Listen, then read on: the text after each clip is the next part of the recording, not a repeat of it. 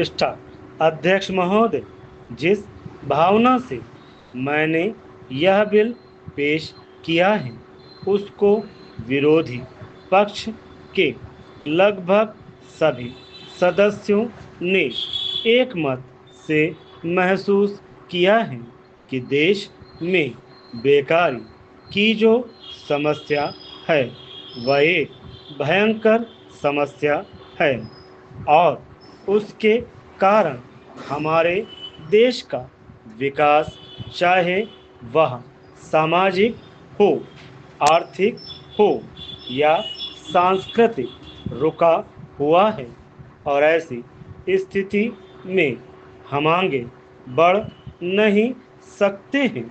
इसी प्रकार से इस परिस्थिति का निर्माण हम पिछले 54 वर्षों से देख रहे हैं। मंत्री महोदय ने यहाँ पर अभी कहा कि राष्ट्रपति इस काम को नहीं कर सकते हैं क्योंकि वह उनके अधिकार के बाहर है। आप राज्यों में राज्यपाल शासन स्थापित करते हैं जब यह देखते हैं कि किसी राज्य में वहाँ की व्यवस्था, वहाँ का सामाजिक ठीक नहीं हो रहा है, जब किसी राज्य में गड़बड़ी फैल रही हो, विकास का काम समाप्त हो गया हो और जिम्मेदारी से लोग काम ना करते हों, तो वहाँ पर राज्यपाल शासन स्थापित किया जाता है। ऐसे बहुत से उदाहरण हमारे देश में मौजूद हैं। उसी प्रकार से हमारे राष्ट्रपति हैं और अगर देश में इस तरह की स्थिति वर्षों तक चले तो कोई कारण नहीं है।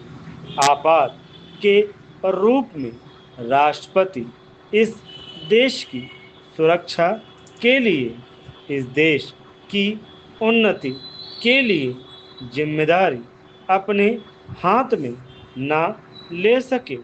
हमारे भाइयों ने बहुत से उदाहरण दिए हैं कि राज्यों में संयुक्त सरकारें नहीं चली, लेकिन उसके पीछे राजनीतिक हथकंडे थे।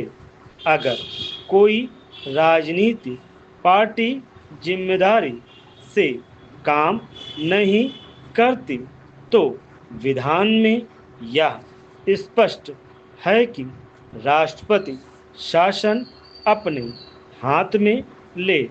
मैं एक उदाहरण देता हूँ कि संविधान में आदिवासी हरिजनों के उत्थान के लिए प्रण किया गया था कि 10 वर्ष में उनकी सामाजिक तथा आर्थिक स्थिति को सुधार देंगे। Paragraph change. लेकिन यह सरकार उसमें भी असफल रही। उसको एक बार 10 वर्ष के लिए बढ़ाया गया और दोबारा फिर 10 वर्ष के लिए बढ़ाया गया। इसी तरह से उसको बढ़ाते जा रहे हैं, लेकिन उनकी आर्थिक और सामाजिक उन्नति आप नहीं कर पाए हैं। इस काम में सरकार बिल्कुल असफल हुई है। पिछली बार सरकार पर अविश्वास का प्रस्ताव भी आया था और वह पास होने वाला था।